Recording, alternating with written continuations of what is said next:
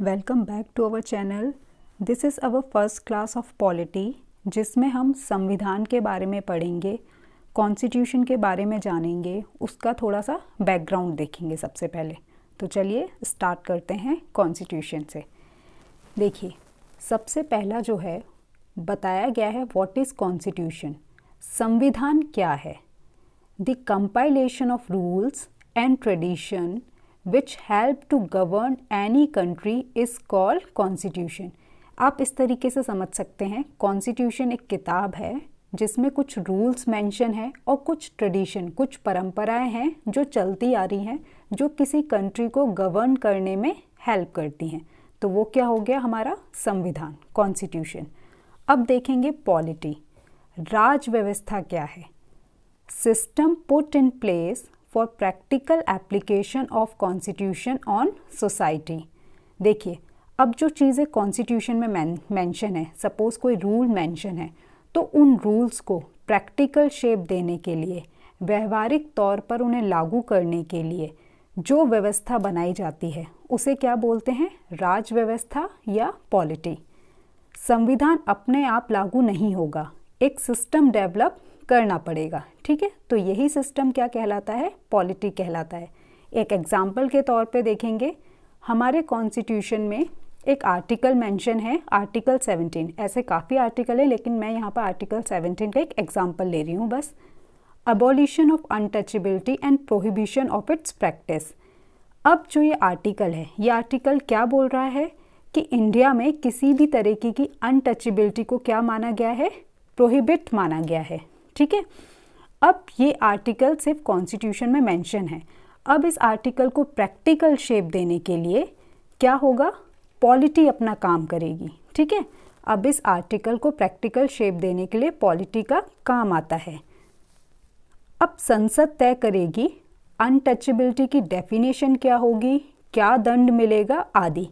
ये संविधान में मेंशन नहीं है। हमने देखा सिर्फ संविधान में या कॉन्स्टिट्यूशन में क्या मेंशन है? अनटचेबिलिटी वर्ड मेंशन है और उसकी प्रैक्टिस को प्रोहिबिट बताया गया है। अब इस पे कानून बनाने का अधिकार किसका है? संसद का अधिकार है। संसद तय करेगी कि अनटचेबिलिटी किसे मानी जाएगी और जो लोग इसकी प्रैक्टिस करेंगे उन्हें क्या दंड मिलेगा। तो ये क्या कहलाती है? पॉलिटी। तो आई होप आपको कॉन्स्टिट्यूशन और पॉलिटी ये कॉन्सेप्ट क्लियर होगा। चलिए आगे देखते हैं।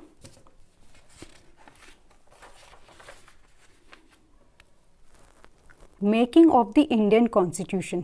थोड़ा सा यहाँ पर अब हम हिस्ट्री पढ़ने वाले हैं कॉन्स्टिट्यूशन से रिलेटेड। बात करते हैं 1934 की। M.N.. Roy first time put forward the idea of constituent assembly. सबसे पहली बार कॉन्स्टिट्यूएंट असेंबली या कॉन्स्टिट्यूशन से रिलेटेड जो आइडिया प्रपोज किया गया था वो किसने करा है? एम.एन. रॉय ने। लेकिन ये आइडिया एक तरीके से अनऑफिशियल तरीके से था, ठीक है। ब्रिटिश गवर्नमेंट के लिए एक अनऑफिशियल वे था कॉन्स्टिट्यूएंट असेंबली फॉर्म करने का, किसी का अगर आइडिया है। अब देखते हैं 1935 में INC demanded a constituent assembly to frame the constitution of India. सबसे पहली बार ऑफिशियल तरीके से डिमांड किसने करी? आईएनसी, इंडियन नेशनल कांग्रेस ने। किस ईयर में? 1935 में, ठीक है। उसके बाद देखेंगे 1935 के बाद 1940 August offer. The British government accepted the demand of a constituent assembly in principle, परंतु यह प्रस्ताव अस्वीकृत हो गया। अगस्त ऑफर में ब्रिटिश गवर्नमेंट ने कॉन्स्टिट्यूएंट असेंबली की डिमांड को एक्सेप्ट कर लिया था, मगर क्या होता है, मुस्लिम लीग और आईएनसी इनकी इस प्रपोज़ल पे एक तरीके से एक्सेप्ट नहीं करते इनका ये प्रपोज़ल, और ये प्रपोज़ल क्या हो जाता है आपका? अस्वीकृत हो जाता है। ये सारे जो अगस्त ऑफर या इससे पहले जो मिशंस आए थे वो सब हम हिस्ट्री में कवर करेंगे। यहाँ हम जो मेन कॉन्स्टिट्यूशन पे जिन चीज़ों ने फोकस किया है, हमने सिर्फ वही ईयर्स को यहाँ पे मेंशन किया है। अब देखते हैं 1942 Cripps mission. Sir Stafford Cripps come to India with a proposal on the framing of a constitution। कौन आते हैं 1942 में? क्रिप्स मिशन आता है, जिसके हेड कौन थे? सर स्टैफर्ड क्रिप्स, ठीक है। ये क्या प्रपोज़ल लेके आते हैं कि इंडिया में कॉन्स्टिट्यूशन बनाया जाएगा। Proposal rejected by Muslim league, 2 separate nation की डिमांड थी इनकी। ये प्रपोज़ल किसने डिनाई कर दिया? मुस्लिम लीग ने डिनाई कर दिया। उस टाइम पे सेकंड लार्जेस्ट पार्टी थी इंडिया में आईएनसी के बाद, क्योंकि अब इनकी डिमांड क्या थी? सेपरेट नेशन की, और क्रिप्स मिशन में सेपरेट नेशन की कोई बात नहीं बोली गई थी, इसलिए ये इस प्रपोज़ल को रिजेक्ट कर देते हैं।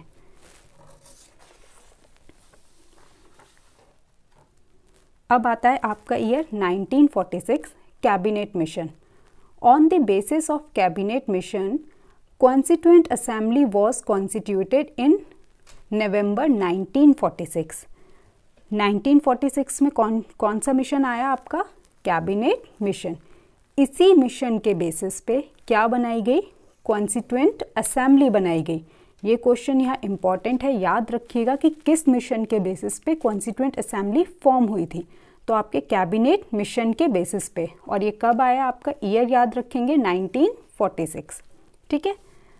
कंपोजिशन ऑफ कॉन्स्टिट्यूएंट असेंबली देखते हैं। जो कॉन्स्टिट्यूएंट असेंबली बनी वो किस तरीके की थी? CA was partly elected and partly nominated body. मतलब जो कॉन्स्टिट्यूएंट असेंबली में जो लोग आए थे वो इलेक्टेड भी थे और कुछ क्या थे? नॉमिनेटेड भी थे। ठीक है। तो देखते हैं टोटल स्ट्रेंथ, देखते हैं टोटल स्ट्रेंथ थी आपकी 389। 389 का डिवीज़न किस तरीके से हुआ था? 296 ब्रिटिश इंडिया के और 93 प्रिंसाइसली स्टेट्स। ठीक है। अब 296 ब्रिटिश इंडिया में वो इंडिया को हम इंक्लूड करते हैं जो ब्रिटिशर्स के कंट्रोल में थी, उसे ब्रिटिश इंडिया बोला जाता है। जो ब्रिटिशर्स के डायरेक्ट कंट्रोल में नहीं थी, वहाँ पे राजा महाराजा होते थे, वो क्या कहलाती हैं? आपकी प्रिंसाइसली स्टेट्स। अब ब्रिटिश इंडिया को भी 2 पार्ट में डिवाइड किया गया है। 292 from 11 British government provinces. 292 British प्रांत थे और 4 क्या थे? आपके चीफ कमिश्नर प्रोविंसेस। एक तरीके से आप क्या मान सकते हो ये 4, जैसे आप यूनियन टेरिटरीज देखते हो प्रेजेंट डे में, आप उस तरीके से इस एरिया को मान सकते हो। यहाँ पर लो पॉपुलेशन हुआ करती थी। 11 provinces. British provinces divided among 3 principal communities, Muslim, Sikh, general. और प्रिंसाइसली स्टेट में देखेंगे nominated by the heads of the princely states. तो जो ब्रिटिश इंडिया से आने थे वो किस तरीके से आने थे? आपके इलेक्ट होके आने थे। ठीक है। और प्रिंसाइसली स्टेट से नॉमिनेटेड होके ये सारे मेंबर्स क्या बनाने वाले थे? आपकी कॉन्स्टिट्यूएंट असेंबली फॉर्म करने वाले थे। ठीक है। आगे देखते हैं।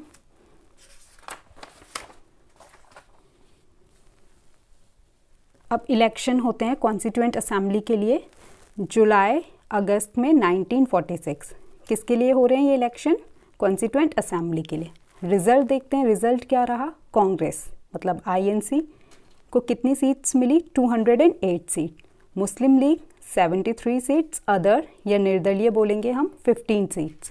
हो गई आपकी 296। देखा था हमने ब्रिटिश इंडिया में कितनी सीट्स थी? 296, जिसका फर्दर डिवीज़न देखा था 292।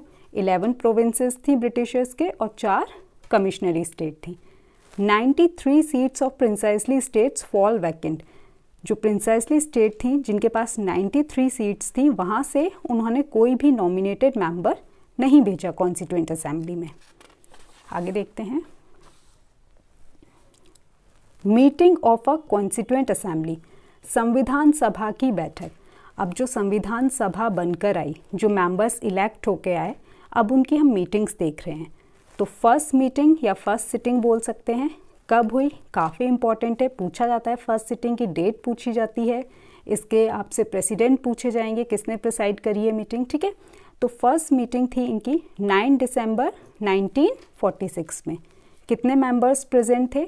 211 मेंबर्स वर प्रेजेंट। अच्छा, ये मीटिंग दिल्ली में हुई थी, जो इनकी फर्स्ट मीटिंग थी दिल्ली में हुई थी। ठीक है। 211 members were present. Muslim league boycott. Muslim league ने क्या करा? इस मीटिंग को बॉयकॉट करा। अगर हम देखें, पहले जो हमने प्रीवियस पेज में देखा था कि आईएनसी को कितनी सीट्स मिली हैं? 208 सीट, और मुस्लिम लीग को 73 सीट्स। तो मेजॉरिटी किसके पास थी? आईएनसी के पास मेजॉरिटी थी। तो मुस्लिम लीग को लगा जब कॉन्स्टिट्यूशन बनेगा, संविधान बनेगा, ये कॉन्स्टिट्यूएंट असेंबली जो बन रही है उसमें किसकी बात ज़्यादा सुनी जाएगी? कांग्रेस की बात सुनी जाएगी। मतलब हिंदू प्रोविजंस या हिंदू से रिलेटेड चीज़ें वहाँ ज़्यादा महत्व की होंगी। इसीलिए उन्होंने क्या करा, इस मीटिंग को बॉयकॉट कर दिया। Muslim league boycott. Doctor Sachchidananda Sinha chosen as a temporary president, most age वृद्ध व्यक्ति।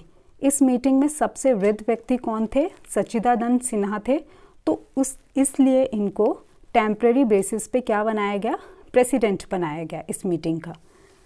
नेक्स्ट देखते हैं सेकेंड मीटिंग कॉन्स्टिट्यूएंट असेंबली की बात हो रही है, ठीक है।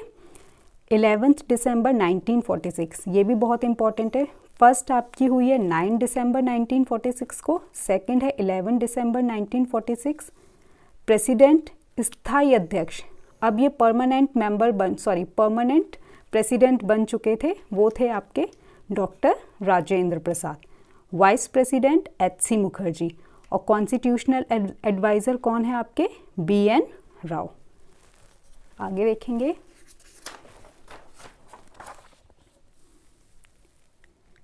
थर्ड मीटिंग 13 दिसंबर 1946, ये भी बहुत इंपॉर्टेंट मीटिंग है।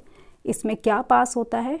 Objective resolution presented by Jawaharlal Nehru. Jawaharlal Nehru इस मीटिंग में क्या प्रेजेंट करते हैं? Objective resolution. Philosophy behind constitution, जो हम कॉन्स्टिट्यूशन, ये कॉन्स्टिट्यूएंट असेंबली जो कॉन्स्टिट्यूशन बनाने जा रही है उसके पीछे की फिलॉसफी क्या होगी, उद्देश्य क्या होगा, तो वो क्या कहलाया आपका? Objective resolution. हमारा ऑब्जेक्टिव क्या होगा कॉन्स्टिट्यूशन को बनाने का? On 22 January 1947 this objective resolution was accepted. इस उद्देश्य प्रस्ताव को क्या कर लिया गया? एक्सेप्ट कर लिया गया। कब किया गया? 22 जनवरी 1947 में। अच्छा, एक चीज़ याद रखना, ये प्रेजेंट कब हुआ था? प्रेजेंट हुआ था आपका 13 दिसंबर 1946 को। किसने करा है ये? जवाहरलाल नेहरू ने करा है। और इनके ऑब्जेक्टिव रेजोल्यूशन को एक्सेप्ट कब करा गया है? तो वो करा गया है आपका 22 जनवरी 1947 में। तो दोनों डेट में डिफरेंस है, दोनों का याद रखेंगे आप। Later on this objective resolution became a basis of preamble. यही ऑब्जेक्टिव रेजोल्यूशन आगे जाके क्या बना? संविधान में उसकी प्रस्तावना बनेगा। यही प्रस्ताव आगे चलकर संविधान की उद्देशिका का आधार बना, ठीक है। अब देखते हैं last meeting of constituent assembly. इसके बीच में काफ़ी मीटिंग हुई है, सिर्फ हम लास्ट वाली देख रहे हैं। Last meeting 24 January 1950।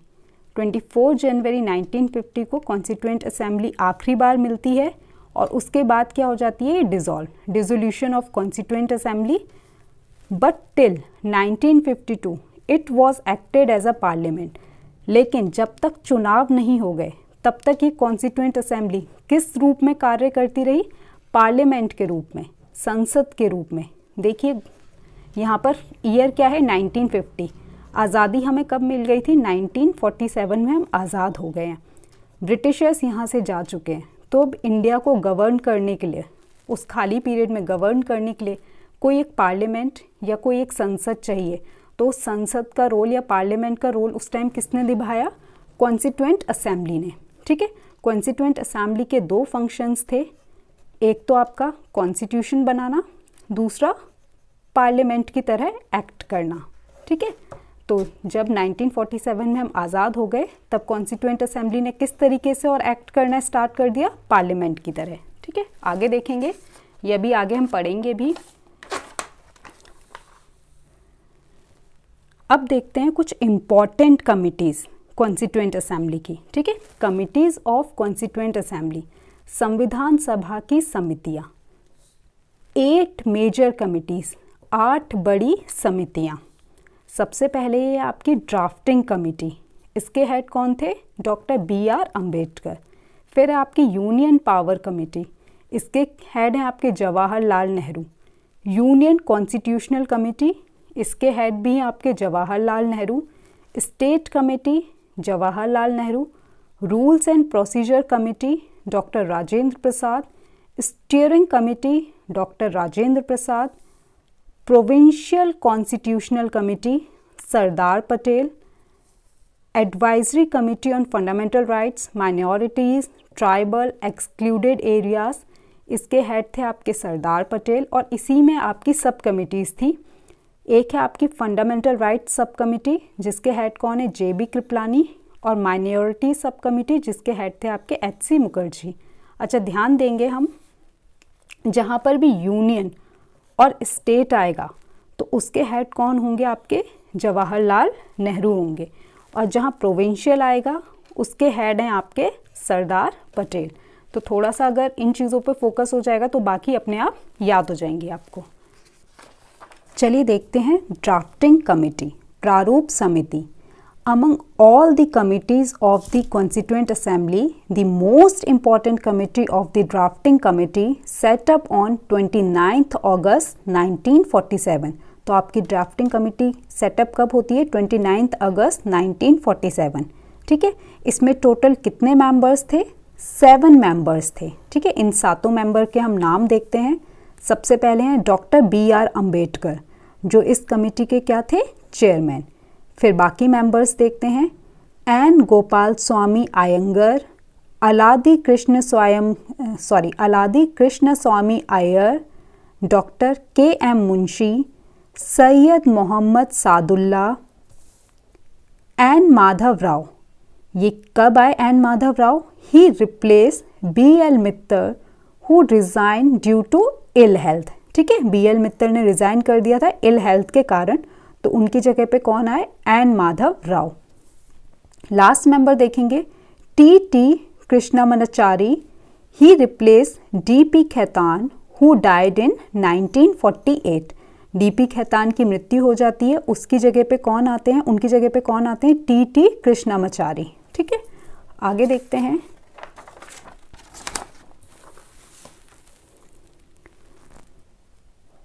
Changes by the independence act 1947, स्वतंत्रता अधिनियम 1947 का संविधान सभा पर प्रभाव। ठीक है, आज़ादी के बाद या आज़ाद होने पर कॉन्स्टिट्यूएंट असेंबली पे क्या प्रभाव पड़ा, थोड़ा सा हम ऑलरेडी डिस्कस कर चुके हैं, थोड़ा सा डिटेल में देखते हैं। The Indian independence act of 1947 made the following 3 changes in the position of the assembly. कितने चेंजेस हुए कॉन्स्टिट्यूएंट असेंबली में, 3 चेंजेस होते हैं। किसकी वजह से, 1947 के एक्ट की वजह से। वो चेंजेस देखते हैं। The assembly was made a fully sovereign body. संविधान सभा एक संप्रभु सभा बन गई। मतलब अब कॉन्स्टिट्यूएंट असेंबली क्या थी, अपने आप में पूरी एक इंडिपेंडेंट बॉडी थी। उसके ऊपर किसी और का हक या फिर कोई और उसे कंट्रोल नहीं कर रहा था, क्योंकि 1947 में क्या है, ब्रिटिश गवर्नमेंट या ब्रिटिशर्स यहाँ से जा चुके हैं, तो कॉन्स्टिट्यूएंट असेंबली अब एक इंडिपेंडेंट बॉडी है। It could frame any constitution it please, जैसा चाहे वैसा वो संविधान बना सकती थी, कोई रोक टोक नहीं थी। इट कैन एब्रोगेट और alter any law made by the British parliament in relation to India. उसके पास ये पावर थी कि जो ब्रिटिश सरकार ने कोई भी कानून बनाए हैं उन कानूनों को वो क्या कर सकती है, निरस्त कर सकती है या बदल सकती है। ये कॉन्स्टिट्यूएंट असेंबली के पास पावर थी। The assembly also became a legislative body. संविधान सभा विधायिका के रूप में भी कार्य करेगी।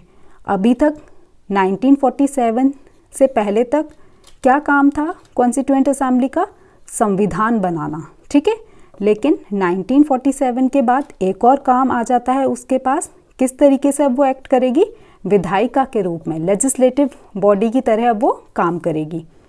2 separate functions were assigned to the assembly, making of a constitution of free India and enacting of ordinary law for the country. अब 2 काम थे, एक तो कॉन्स्टिट्यूशन बनाना फ्री इंडिया के लिए और ऑर्डिनरी लॉ पास करना अपनी कंट्री के लिए। आगे देखते हैं इसमें। Whenever the assembly, constituent assembly, ठीक है, whenever the assembly met as the constitutional body, it was chaired by doctor Rajendra Prasad. हमने पढ़ा था 11 दिसंबर 1946 को कॉन्स्टिट्यूएंट असेंबली का किसे चेयरमैन बना दिया गया था, डॉक्टर राजेंद्र प्रसाद को। तो वो यहाँ बोल रहे हैं जब भी कॉन्स्टिट्यूएंट असेंबली कॉन्स्टिट्यूशनल पर्पस से मिलेगी तो उसे कौन चेयर करेंगे, doctor Rajendra Prasad. When it met as a legislative body, it was chaired by G.V. मावलांकर। और यही असेंबली जब एज अ लेजिस्लेटिव बॉडी की तरह विधायिका के रूप में मीटिंग करेगी तब इसके अध्यक्ष कौन होंगे, G.V.. मावलांकर। These two functions continued till November 26, 1949 when the task of making the constitution was over। ये दोनों फंक्शन उसके एज अ कॉन्स्टिट्यूएंट असेंबली की तरह और एक लेजिस्लेटिव बॉडी की तरह कब तक चलते रहे, दो फंक्शन उसके 26 नवंबर 1949 तक। उसके बाद इसका एक फंक्शन खत्म हो जाता है, एज अ कॉन्स्टिट्यूएंट असेंबली का फंक्शन खत्म हो जाएगा क्योंकि हमारा संविधान बन के तैयार हो जाएगा इस दिन।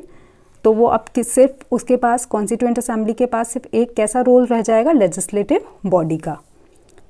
थर्ड चेंज देखते हैं क्या आया, changes in the number of member of constituent assembly, संविधान सभा की संख्या में परिवर्तन। 1947 में देश आज़ाद हुआ है, साथ में क्या हुआ है, पार्टीशन भी हुआ है, ठीक है। तो कुछ मेंबर्स पार्टीशन के दौरान कहाँ चले गए हैं आपके, पाकिस्तान में। पाकिस्तान के लिए एक नई कॉन्स्टिट्यूएंट असेंबली बनानी पड़ी, तो जो मेंबर पहले इधर कॉन्स्टिट्यूएंट असेंबली में थे वो कहाँ चले गए, पाकिस्तान की कॉन्स्टिट्यूएंट असेंबली में चले गए। तो इसी वजह से क्या आया, नंबर्स में चेंजेस आया। Total strength of the assembly come down to 299 as against 389, originally fixed in 1946 under the cabinet mission plan। हम पढ़ चुके हैं टोटल स्ट्रेंथ कितनी थी, 389, अब कितनी हो गई वो 299। After partition a separate constituent assembly was set up for Pakistan। तो कुछ मेंबर्स वहाँ चले गए। अब 299 का डिवीज़न देखते हैं किस तरीके से हुआ भारत में। 299 ब्रिटिश प्रोविंसेस के थे और 70 कितने कौन से हैं यहाँ पर, प्रिंसाइसली स्टेट्स के। आगे देखेंगे enactment of the constitution, making of constitution two, कुछ फैक्ट्स पढ़ रहे हैं ऐसा समझ सकते हो आप, कॉन्स्टिट्यूशन से रिलेटेड कुछ फैक्ट्स देख रहे हैं यहाँ पर हम, ठीक है। Making of the constitution two, constitution को बनने में कितना टाइम लगा, 2 years 11 months and 18 days। Constitution of 16 country were study, लगभग कितने देशों का हमने संविधान पढ़ा, 60 देशों का। आगे देखते हैं, doctor B.R. Ambedkar introduce the final draft of the constitution in assembly on, देखिए फर्स्ट ड्राफ्ट या फर्स्ट मीटिंग कब हुई, जो ड्राफ्ट पेश किया गया 4 नवंबर 1948 फर्स्ट रीडिंग, 15 नवंबर 1948 से 17 अक्टूबर 1949 को सेकेंड रीडिंग, थर्ड रीडिंग देखेंगे 14 नवंबर 1949 को। ये फाइनल ड्राफ्ट था, ये थर्ड रीडिंग थी उस ड्राफ्ट की। The motion on draft constitution was declared as passed on 26 November 1949। और इस ड्राफ्ट को क्या डिक्लेयर कर दिया गया, पास डिक्लेयर कर दिया कि ये एक्सेप्टेबल है, ठीक है। Out of a total 299 members of the assembly only 284 were actually present on that day and sign the constitution. अब देखिए जब कॉन्स्टिट्यूशन बन के तैयार हुआ उस टाइम पे कॉन्स्टिट्यूशन में क्या क्या चीज़ें इंक्लूडेड थी। The constitution is as adopted on 26 November 1949 contain a preamble, एक प्रियम्बल था हमारे संविधान में, 395 आर्टिकल्स, सेकेंड चीज़, और 8 शेड्यूल, ठीक है। तो 26 नवंबर 1949 में जब हमारा कॉन्स्टिट्यूशन बन के रेडी हुआ तब उसमें कितनी चीज़ें थी, प्रियम्बल, 395 आर्टिकल्स और 8 शेड्यूल। आगे देखते हैं, constitution came into force, constitution लागू कब हुआ, पार्शियली मतलब थोड़ा बहुत लागू ये कब हो गया था, 26 नवंबर 1949। देखिए रेडी भी हमारा इसी दिन हुआ है बन के पूरा 26 नवंबर 1949, और इसके कुछ पार्ट्स या कुछ आर्टिकल्स इस दिन लागू भी कर दिए थे। वो देखते हैं कौन कौन से आर्टिकल्स थे जो 26 नवंबर 1949 को लागू करे गए। आर्टिकल 5, 6, 7, 8, 9, 60, 324, 366, 367, 379, 380, 388, 391, 392 एंड 393 ये वो आर्टिकल हैं जो 26 नवंबर 1949 को लागू किए गए। और पूरा मतलब टोटली जितना रिमेनिंग रह गया इन आर्टिकल्स के अलावा जितने आर्टिकल्स रह गए वो सब कब लागू हुए? 26 जनवरी 1950। अब आप सोचेंगे कि जब 26 नवंबर 1949 को रेडी हो गया है तो पूरा का पूरा इसी दिन क्या कर देना चाहिए था, मतलब फोर्स में ले आना चाहिए था।